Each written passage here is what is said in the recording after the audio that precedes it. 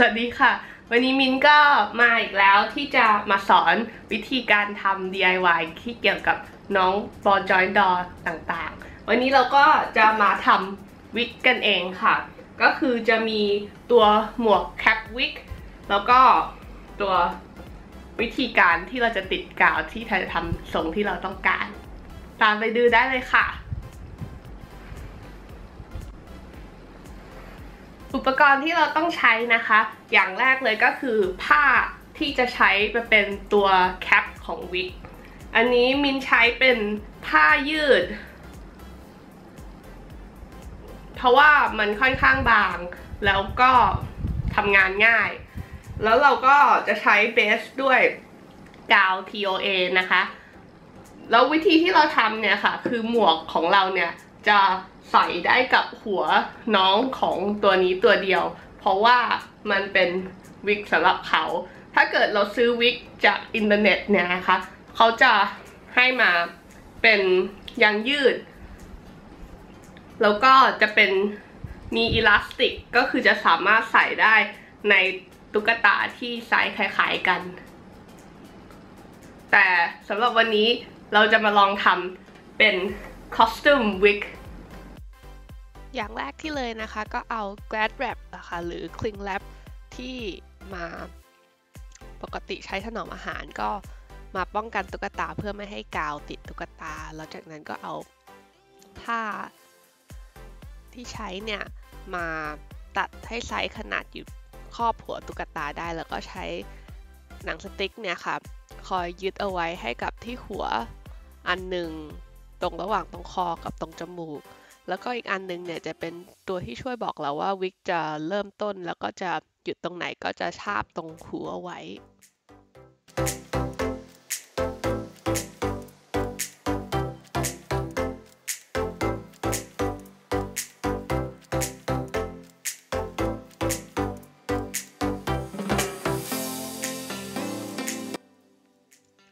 จากนั้นเราก็เอากาว PVC ค่ะเทลงแล้วก็เกลี่ยให้เท่าๆกันทั่วหัว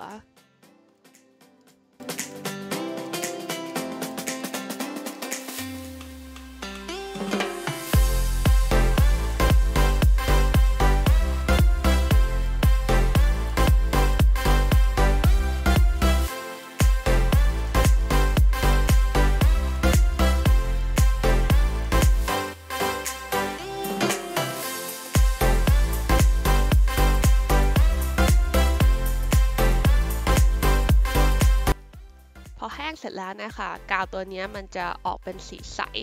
ก็ลองจับดูค่ะทิ้งเอาไว้สักประมาณ 3-4 ชั่วโมงแล้วจากนั้นเราก็สามารถดึงหนังยางออกได้เลย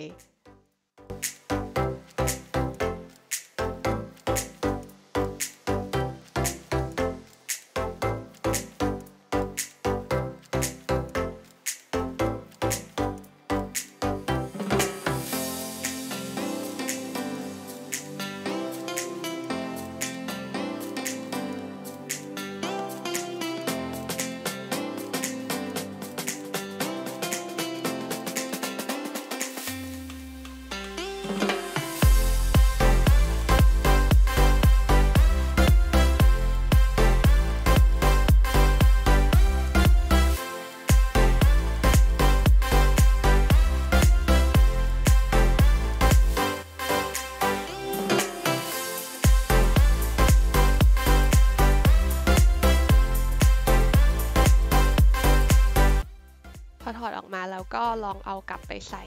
ที่น้องตุ๊กตาอีกทีนะคะแล้วเราก็จะมาเลือกที่จะตัดว่าเหมือนตัวหมวกวิกเนี่ยจะเริ่มจากส่วนไหนก็จากต้นคอหลังหูไปจนถึงหน้าผาก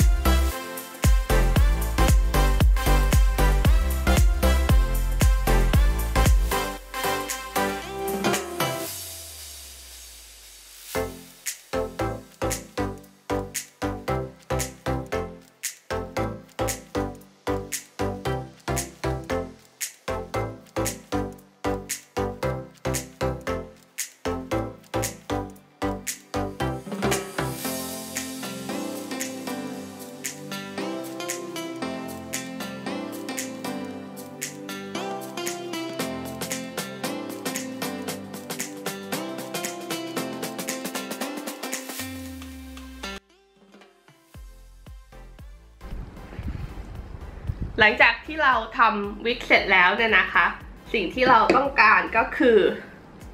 ไหมผมอันนี้สั่งมาจาก Shopee แม่ค้าน่ารักมากเลยจริงๆแล้วมินสั่งแค่1เมตรแล้วเขาแถมมาให้เพราะเขากลัวว่าจะไม่พอหัวหนึ่งแล้วก็ไม่พอจริงๆค่ะนี่ก็ใส่ลิงก์ของแม่ค้าไว้ให้ใน description นะคะเข้าไปตามซื้อได้แล้วกาวที่จะใช้กับตัวข้างบนนะคะเป็นกาวพริตตอนที่เอาไหมผมติดที่วิกเนี่ยค่ะก็คือจะทำจาก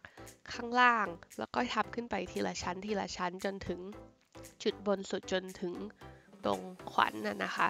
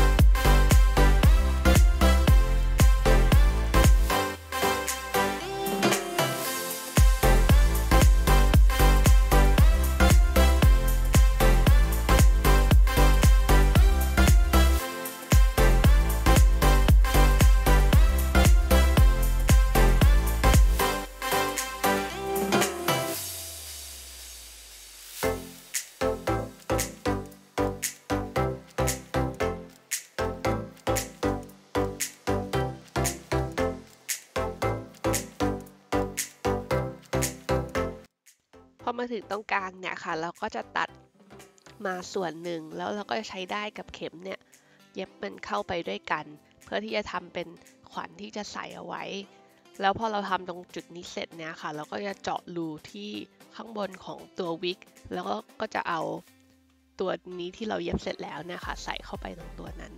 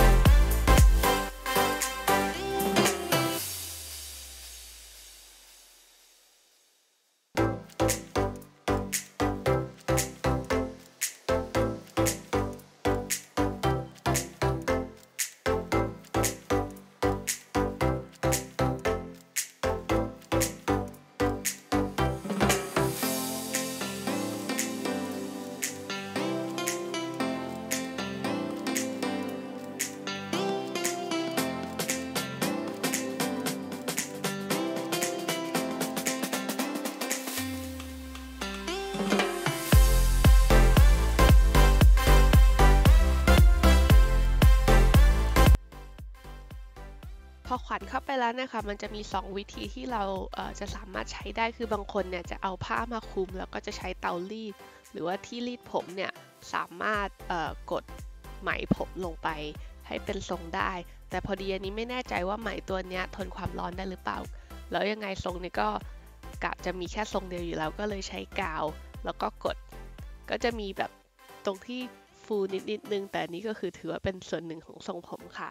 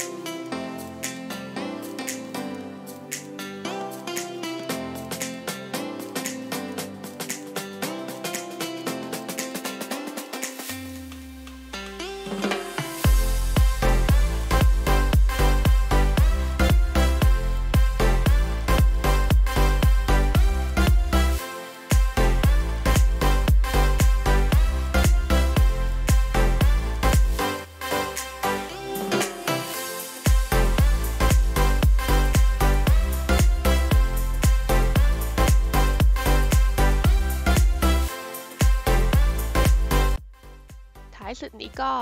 มาตัดผมส่วนเกินก็คือจะเป็นส่วนที่อยู่ด้านหลังหรือส่วนที่บังหน้านิดนึงตรงนี้ก็ตัดตามสไตล์ที่ทรงผมที่เราต้องการได้เลยพอดีไหมนี้ค่อนข้างมีความหยิกอยู่แล้วก็เลยทำให้จัดทรงได้ง่าย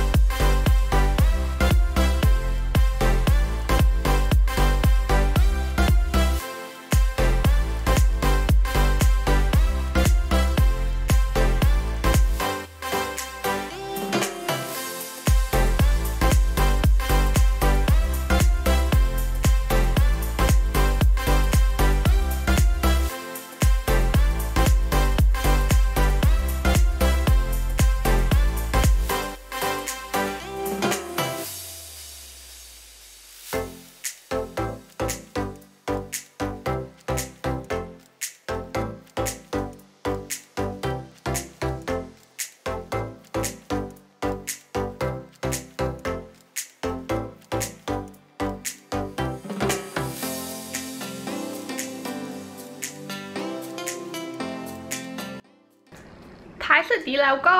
ถือว่าค่อนข้างประสบความสำเร็จนะคะในการทำวิกให้น้องเขาแต่ก็อย่างเท่าที่เห็นนะคะมันก็แบบเทียบกับวิกที่เราซื้อมา ไม่ได้เพราะว่าของเขาเนี่ยมีโรงงานทำในอนาคตถ้าเกิดทำอีกก็คิดว่าอาจจะทำเลเยอร์ต่างๆให้มากกว่านี้ผมจะได้หนาขึ้นกว่านี้นิดนึงแต่ว่าก็ถือว่าใช้ได้อะค่ะ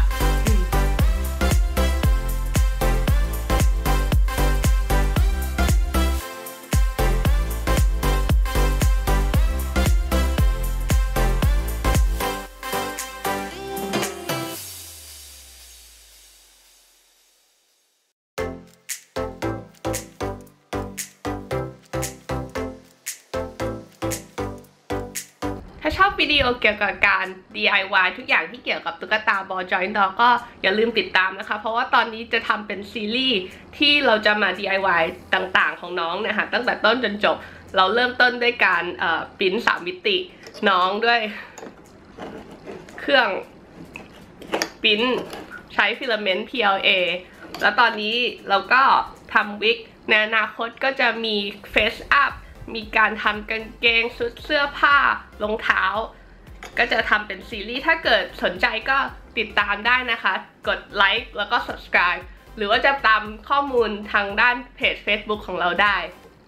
เดี๋ยวจะใส่ลิงก์เอาไว้ให้ใน description ค่ะบ๊ายบาย